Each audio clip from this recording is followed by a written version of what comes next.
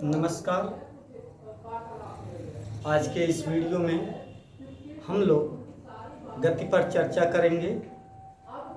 पिछले वीडियो में हम लोग गति के प्रचालों के संबंध में जानकारी प्राप्त किए थे।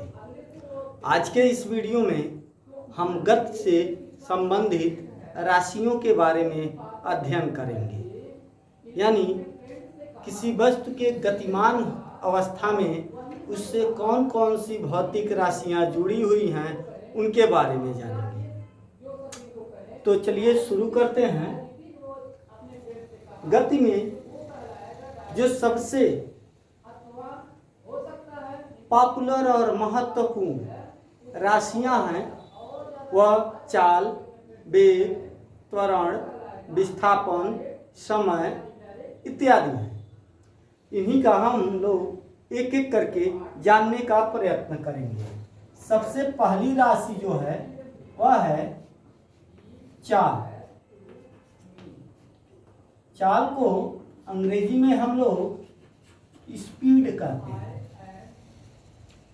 स्पीड क्या होती है, चाल क्या होता है, तो ये तो पूर्व के वीडियो में जान चुके हैं कि किसी वस्तु द्वारा चली गई दूरी और लगने वाले समय के अनुपात को हम चाल कहते हैं। अर्थात कोई वस्तु मान लीजिए टी टाइम लेता है और टी टाइम में जो है यस दूरी चलता है तो उसकी चाल क्या होगी, यानी टी टाइम में यस दूरी चले तो उसकी चाल क्या होगी। तो चाल को हम भी से दिखाते हैं। कहते हैं अगर चाल भी हो तो इस भी का मान दूरी में समय से भाग देने पर प्राप्त होता है। जैसे मान लीजिए कि आपने 5 सेकंड में जो है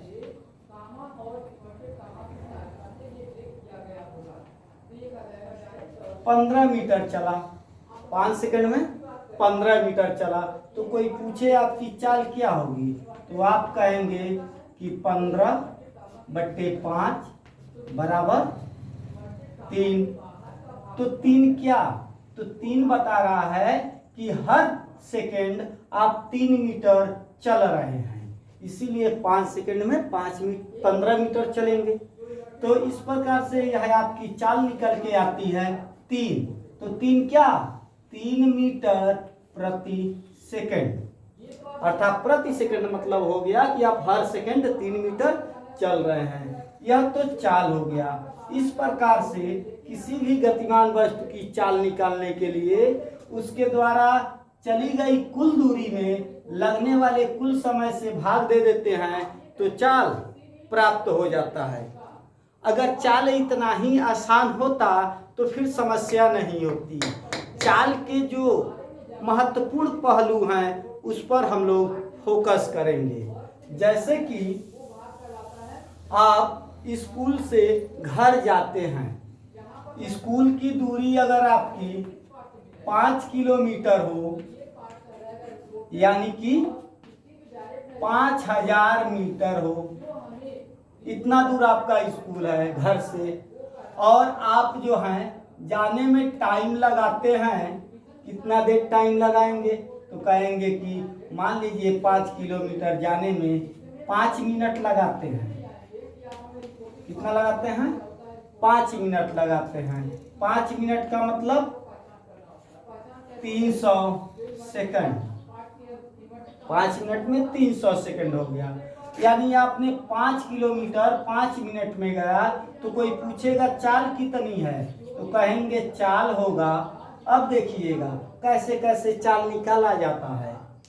अगर आप मीटर ले रहे हैं और समय को सेकंड ले रहे हैं तो आप जानते ही हैं कि समय में दूरी में मिनट से भाग देंगे, यानी समय से भाग देंगे तो फिर चाल निकल आएगा। तो आप 5000 में जो है 300 से भाग दे देंगे तो कितना हो जाएगा, 50/3। अब 50/3 क्या, तो कहेंगे 50 जो है यहाँ ऊपर मीटर था और नीचे सेकंड था तो मीटर प्रति सेकंड। वही दूसरा लड़का आया, उससे पूछा गया बताओ इसकी चाल कितनी है, तो वह कहेगा कि 5 किलोमीटर चला और 5 मिनट में चला, तो बराबर कितना हो जाएगा, 1। क्या मात्रक बताना जरूरी होता है, तो कहेगा कि उसकी चाल जो है 5 किलोमीटर प्रति मिनट है। देखिएगा, एक ने चाल बताया 50/3 मीटर प्रति सेकंड है और दूसरे ने बताया 1 किलोमीटर प्रति घंटा है। एक और लड़का आता है, उससे कहा जाता है तुम चाल बताओ, तो वो क्या कहता है, पूछता है कितनी दूरी चली, तो कहा गया 5 किलोमीटर चली। उसने पूछा समय कितना लगा, तो आपने बताया 5 मिनट लगा। तो उसने कहा मिनट में नहीं घंटा में टाइम बता दीजिए, तो कितने घंटा होगा, 5 मिनट में कितने घंटा, नहीं क्लियर हो रहा है। सुनिएगा, आप जानते हैं कि 1 मिनट में जो होता है 1/60 घंटा होता है, ठीक है। 1 मिनट में 1/60 घंटा, तो 5 मिनट में कितना होगा, तो कहेंगे 5 गुणे 1/60 घंटा, तो 5 बरहम 60, तो 1/12 घंटा। तो 5 किलोमीटर 5 मिनट में चला, या यूं कह सकते हैं कि 5 किलोमीटर 1/12 घंटा में चला, ठीक है। तो उस दूसरे लड़के ने जो है, तीसरे लड़के ने, ये पहले लड़के ने चाल निकाला या दूसरे लड़के ने चाल निकाला, अब तीसरे लड़के से कहा गया तुम चाल बताओ, तो कहा कि 5 किलोमीटर दूरी है और समय लगा है 1/12 घंटा। तो इसको हल किया है तो बराबर कितना आ गया है, 60, 12×5 60 क्या किलोमीटर प्रति घंटा। देखिएगा और समझिएगा, सवाल क्या था, सवाल ये था कि मेरे स्कूल की दूरी मेरे घर से 5 किलोमीटर है और मैं घर से स्कूल 5 मिनट में पहुंच जाता हूं, चाल बताइए कितनी होगी। अब हम लोग दूरी और समय के अलग अलग मात्रक प्रयोग करके अलग अलग चाल निकालते हैं, लेकिन ये चाल की फिगर अलग अलग होता है, लेकिन उसकी जो वैल्यू होती है वह अलग अलग नहीं होती है, वह एक ही होती है। जैसे पहले ने 5 किलोमीटर और मिनट लिया, अब पहली बार निकालने के लिए किलोमीटर को मीटर में बदल दिया, मिनट को सेकंड में बदल दिया, तो कितना आया 50/3 मीटर पर सेकंड। दूसरे वाले का कितना आया 1 किलोमीटर पर मिनट। तीसरे वाले का कितना आया 60 किलोमीटर प्रति घंटा, ठीक है। तो ये तो चाल हो गया। अब कोई एक लेकर के चलते हैं, जैसे कि अब आ गया स्पीड कितनी है 50/3 मीटर पर सेकेंड। तो फिजिक्स में जो है एमकेएस पद्धति के मात्रकों को ही रखा जाता है, समय को सेकंड में और दूरी को मीटर में। एक अन्य उदाहरण देखते हैं, मान लीजिए कोई दूरी जो है 200 मीटर है, ठीक है, और एक लड़का जो है इस 200 मीटर को जो है 10 सेकंड में तय कर लेता है, यानी 10 सेकंड में पहुंच जाता है, तो उसकी चाल कितनी होगी, v बराबर, तो कहेंगे 200/10 बराबर 20 मीटर पर सेकंड। अब यहीं आपको समझना है, जैसे कि यह घर है पहला और यह जो है स्कूल है, बी स्कूल है और ये घर है, इनके बीच की दूरी जो है वह आपने कहा कि 200 मीटर है। तो लड़का ने ए से बी के बीच कितने स्पीड से गया, तो आपने कहा कि दूरी में समय से भाग दिए तो पता चल गया 20 मीटर पर सेकंड, इसी चाल से वह गया होगा। लेकिन ये पूरा सही नहीं है। दरअसल लड़का जो है, आप ही सोचिए, आप जब चलना शुरू किए होंगे मोटरसाइकिल लेकर के, तो क्या एक ही बार में 20 का स्पीड पकड़ लिया होगा, नहीं, रुके होंगे, 0 1 2 3 4 5 6 स्पीड पकड़ा होगा, और फिर जो है यहाँ पर पहुंचे होंगे तो क्या 20 पर ही रुक गए होंगे जाकर? नहीं, धीरे धीरे रुके होंगे। इसके अलावा ये जो रास्ता है तो बीच में उबड़ खाबड़ नहीं रहा होगा। जब उबड़ खाबड़ रहा होगा तो उसी स्पीड में तो निकलेगा नहीं, तो इसकी स्पीड उसकी कम अधिक होती रही होगी।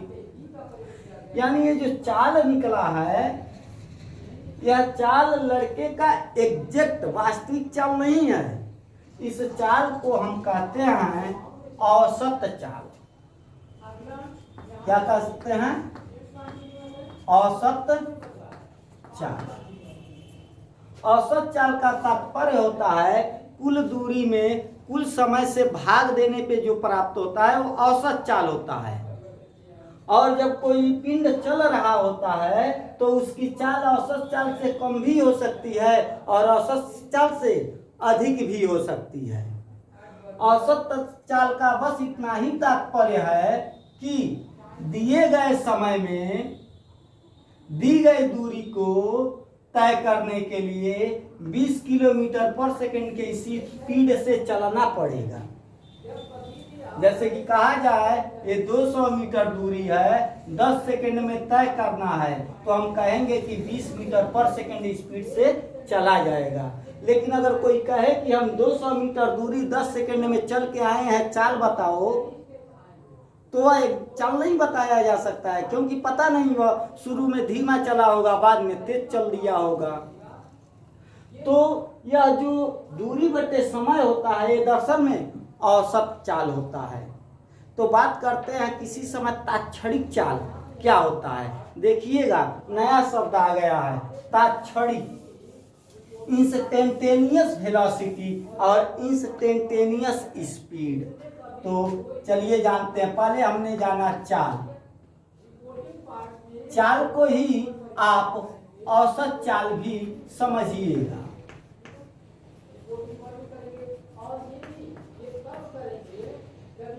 चाल परिभाषित करने के बाद हम औसत चाल को बताएंगे। तो चलिए चाल किसे कहते हैं, तो फार्मूला याद रहेगा आपको, v बराबर s अपान टी। एकांक समय में चली गई दूरी को चाल कहते हैं। अब कहते हैं औसत चाल किसे कहते हैं, कुल दूरी तय करने में लगने वाले कुल समय के अनुपात को हम औसत चाल कहते हैं। तो जब कोई चीज चल रही होती है तो औसत चाल निकालने के लिए कुल दूरी में कुल समय से भाग देना पड़ता है। लेकिन अब ध्यान वहां ले जाइए, गाड़ी चल रही है और उसी समय बताना हो चाल कितनी है।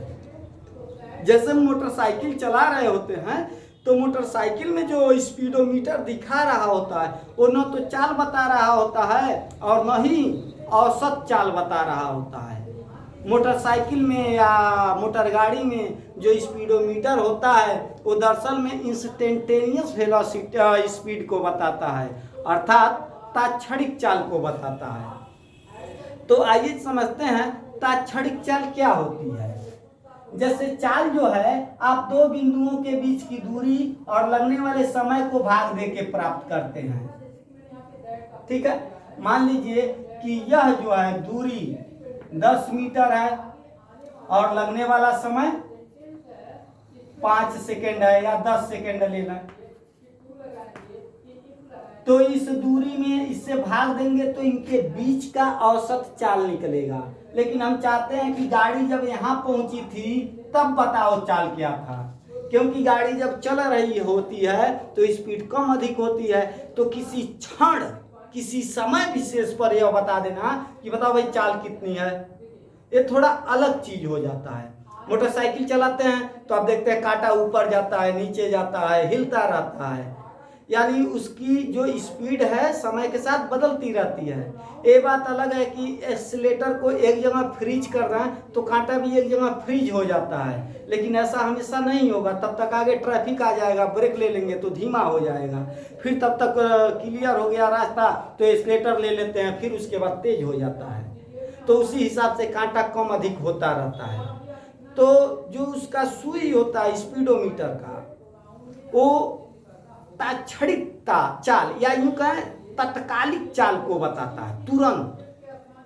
तो तत्कालिक चाल कैसे ज्ञात करते हैं, कलन शास्त्र और मैथमेटिक्स के हिसाब से चलें तो आपने इतने समय में कितना इतनी दूरी चला तो आपने चाल औसत चाल बता देंगे। और तात्क्षणिक चाल का मतलब होता है किसी समय पर, टाइम इंटरवल नहीं होना चाहिए, गैप नहीं होना चाहिए, 1 सेकंड में, 2 सेकंड में, 3 सेकंड में, ऐसा नहीं, किसी समय विशेष पर, यानी 12:15 15 सेकंड, 15 सेकंड के बाद रत्ती भर आगे नहीं, उसी समय चाल बताइए। तो इसके लिए क्या करते हैं, इस समय को छोटा करते हैं। जैसे कि 10 मीटर में 10 सेकंड लगा तो 5 मीटर में कितना टाइम लगेगा, तो कहेंगे 5 सेकंड। 2.5 मीटर में 2.5 सेकंड। और छोटा टाइम, और छोटा दूरी, और छोटी दूरी, और छोटा टाइम। टाइम को छोटा करते जाए, छोटा करते जाए तो तय की गई दूरी भी क्या होती जाती है, कम होती जाती है। कलन शास्त्र की भाषा में इसको ऐसे लिखते हैं, देखिएगा, कहते हैं यदि del T tends to 0, del T tend to 0 का मतलब होता है समय का जो अंतराल है वो बहुत कम हो जाए, यानी शून्य के लगभग पास, शून्य ना हो, शून्य से जस्ट बड़ा हो, तुरंत बड़ा हो, तो उस समय क्या होगा। तो कलन शास्त्र के जो विद्यार्थी होंगे वो जानते हैं कि 10 टू करेंगे तो भी का मान क्या होगा, यानी चाल का मान क्या होगा। तो इसको समझिएगा। औसत चाल का फार्मूला क्या होता है, v बराबर del S upon del T. Del S और डेल टी को लेके ज़्यादा कंफ्यूज मत होइएगा, इसको हम पिछले वीडियो में बता चुके हैं, ठीक है। आप एस अपान टी और del S upon del T में थोड़ा सा डिफरेंस होता है, लेकिन अध्ययन करने के बाद पता चलता है कि इसका बहुत ज़्यादा वैल्यू पर प्रभाव कोई नहीं पड़ेगा। आइए, तो ये तो हुआ औसत चाल जिसके ऊपर बार लगाते हैं। अब सोचिए अगर डेल टी टाइम को बहुत छोटा कर दें, यानी जो चाल आप दूरी और समय से निकाले हैं उसमें टाइम को क्या करें, बहुत छोटा कर दें। गणित के भाषा में ऐसे लिखते हैं डेल टी टेंड टू 0।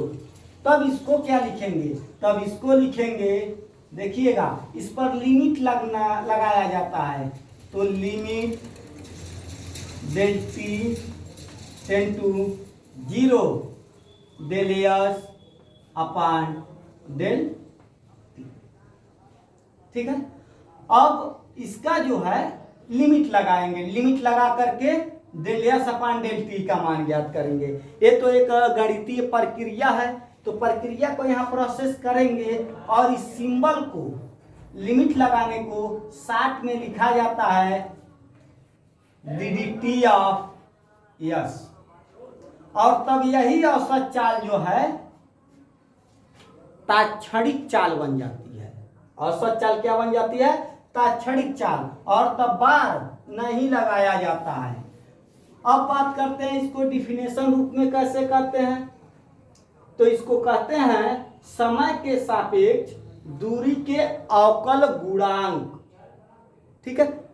अगर आप मैथ ग्रुप से होंगे तब तो आप समझ ही रहे होंगे, अगर नहीं है बायो ग्रुप से हैं तो सुनिएगा और ध्यान से समझिएगा। इसको पढ़ते क्या है, डी टी ऑफ एस, कई लोग डी एस अपान डी टी भी पढ़ते हैं या D S by D T भी पढ़ते हैं, तो ये थोड़ा त्रुटिपूर्ण है। इसको डी टी ऑफ एस पढ़ते हैं, और डी टी ऑफ एस के मान को ही तात्क्षणिक चाल कहते हैं। आइए इस सिंबल को शब्दों में कैसे कहते हैं, तो इसको कहते हैं समय के सापेक्ष दूरी के अवकल गुणांक को हम तात्कालिक चाल कहते हैं, तात्क्षणिक चाल कहते हैं, दोनों चीज एक ही होती है। अब आते हैं वेग की बात करते हैं, वेग, औसत वेग, इसको भी हम v से ही दिखाते हैं। वेग बराबर क्या होता है, तो वेग में कहते हैं विस्थापन और समय। विस्थापन को भी यश से ही दिखाते हैं, या कई लोग यक्ष से दिखाते हैं, कोई मैटर नहीं है यह। कोई पूछे सिर्फ वेग बताइए किसे कहते हैं, तो कहते हैं एकांक समय में होने वाले विस्थापन को। सिंबल देखिएगा, सिंबल एक ही तरह से होता है लेकिन उसका उच्चारण, उसका भाव अलग अलग हो जाता है। इसको पढ़ेंगे, जब वेग कहेंगे तब यह होगा एकांक समय में होने वाले विस्थापन को हम वेग कहते हैं। और वही जब औसत वेग पूछेंगे तो कहेंगे कि कुल होने वाले विस्थापन और कुल समय के अनुपात को हम औसत वेग कहते हैं। ठीक है, कुल समय और कुल विस्थापन, तो उल्टा कह देंगे तो सीधा कहिएगा, कुल विस्थापन और कुल समय के अनुपात को हम औसत वेग कहते हैं। जो प्रोसेस इसमें है वही प्रोसेस इसमें है, अंतर बस है कि जब चाल में दिशा भी बताई जाने लगती है तो वही चाल वेग कहलाता है। जैसे कि मोटरसाइकिल वगैरह में जब चाल देखते हैं, कहते हैं 40 के स्पीड से चल रही है, तो ये भी बताता है कि किधर जा रही है? नहीं, ये नहीं बताता है उत्तर जा रही, पूरब की पश्चिम, किधर जा रही है यह नहीं बताता है। तो वह जो स्पीडोमीटर है वह बस चाल बताता है, और चाल भी कौन सा? तात्क्षणिक चाल बताता है, औसत चाल नहीं बताता है कि ये बता देगा कि हाँ इतने देर में गोरखपुर पहुंच जाएंगे, नहीं पहुंच पाएंगे आप। उसी तरह वेग जो होता है वह स्पीडोमीटर नहीं बता पाएगा। अमूमन हवाई जहाज वगैरह जो होते हैं उसमें चाल के साथ साथ दिशा भी शो करते रहता है, बताता रहता है कि इसकी दिशा किधर है, चाल कितनी है। तो वहाँ पे स्पीडोमीटर में वेग प्राप्त हो सकता है, लेकिन मारुति कार में, मोटरसाइकिल में सिर्फ चाल प्राप्त होता है, और चाल भी कौन सा? तात्क्षणिक चाल होता है। आइए, तो आप जानते हैं कि जिस तरह से समय के साथ साथ चाल भी बदलता रहता है किसी गाड़ी का, वो हमेशा बराबर नहीं हो सकता है, उसी तरह वेग भी जो है समय के साथ साथ बदलता रहता है। तो दो बिंदुओं के बीच का वेग यानी औसत वेग तो निकाल सकते हैं, लेकिन किसी समय पर पूछ दे कि बताइए ठीक इतने समय पर वेग कितना था, तो उसके लिए हमें टाइम को बहुत छोटा करना पड़ेगा, यानी बहुत सूक्ष्म समय में लाना पड़ेगा। अर्थात इसको तब ऐसे कहते हैं तात्क्षणिक, या देखिएगा ये तात्क्षणिक था, लिखे नहीं है हम, तात्क्षणिक चाल है यह, ठीक है, जो कि इधर का प्रोसेस किया है। अब उसी तरह से जो है इसमें तात्क्षणिक वेग की बात करेंगे।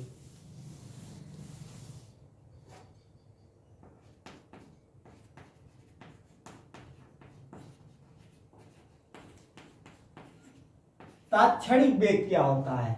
अगर वेग में ही, औसत वेग में जो टाइम है उस टाइम को अत्यल्प कर दिया जाए, जैसे कि औसत वेग होता है del X upon del T, और यदि हम यहाँ टाइम को बहुत छोटा लेना है, डेल टी टेन टू 0, तब उस समय में इसको लिखा जाएगा, यानी लिमिट लगाया जाएगा जब छोटा लेंगे तो, और लिमिट लगाएंगे तो लिखेंगे डेल टेन इंटू 0 और del X upon del T.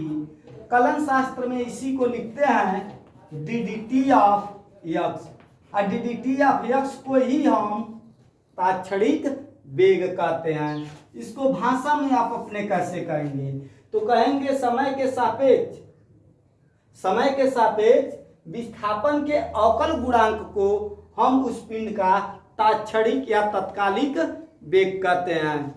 त्वरण के बारे में हम लोग अगले वीडियो में जानकारी लेंगे। आज के वीडियो में बस इतना ही, तब तक के लिए इजाज़त दीजिए, नमस्कार।